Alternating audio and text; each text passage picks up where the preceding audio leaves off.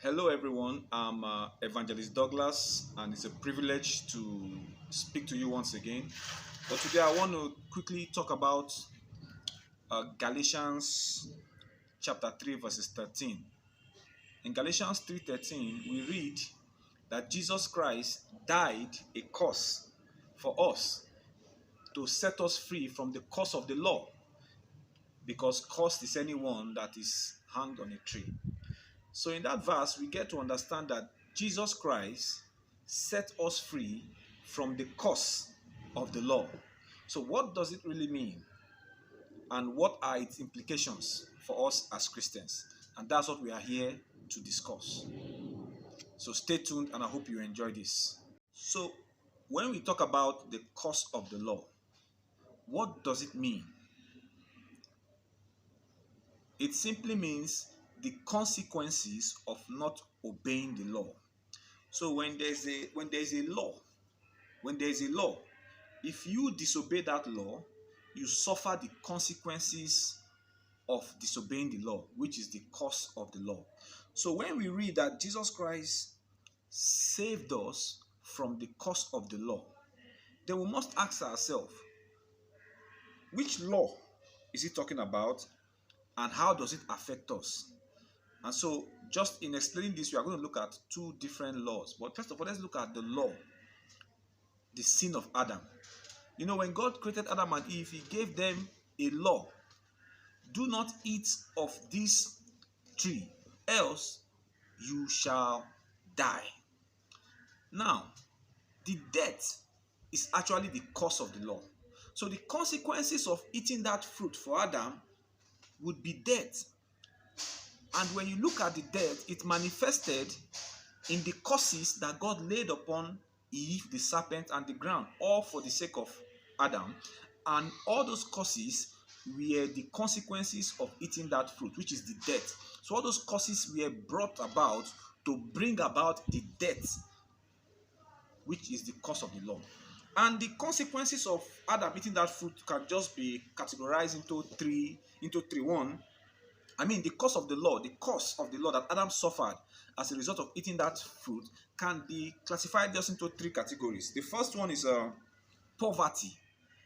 Because of the cause of that law, Adam was plunged into poverty and hardship. Also, diseases and sickness, which started manifesting even in the life of the woman, and also separation from God. Those were the three things that came up as a result of the death, which is the consequences. So the cause of God's law on Adam is poverty, disease, and separation from God. That is the cause of the law. Okay, now let's look at the law given to the Israelites. The law given to the Israelites. I want to point out not the law given to Nigerians, not the law given to Americans, the law given to Israelites. So it has nothing to do with us. I'm only using it as an example so that we don't get it twisted. When you read Deuteronomy 28, from verse 1, you see the blessing of the law. Because if there's a law, there's a cause of it and there's a blessing of it. So when there's a law and you obey the law, there's a blessing attached for obeying the law. But when you disobey the law, you suffer the cost of the law. So there is a law, and then there is a blessing, and then there's a curse. So in Deuteronomy 28, we read about the blessing and the curse of the law that God gave to the Israelites through Moses.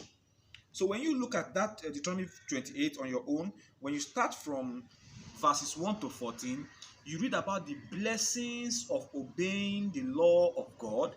Then when you start reading from verse 15 downwards, you read about the consequences of not obeying the laws of the Lord.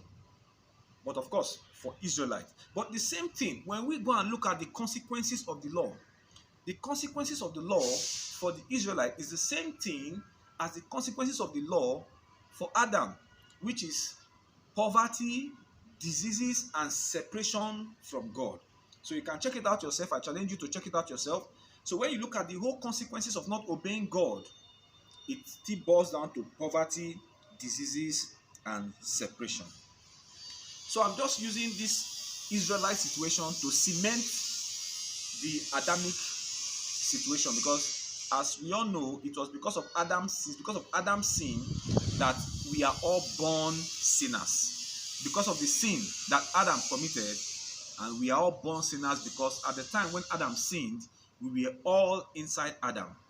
And so when Jesus came to save us from the curse of the law, he came to save us from the consequences that Adam suffered, or that we suffer as a result of our relationship with Adam, concerning the law that God gave Adam.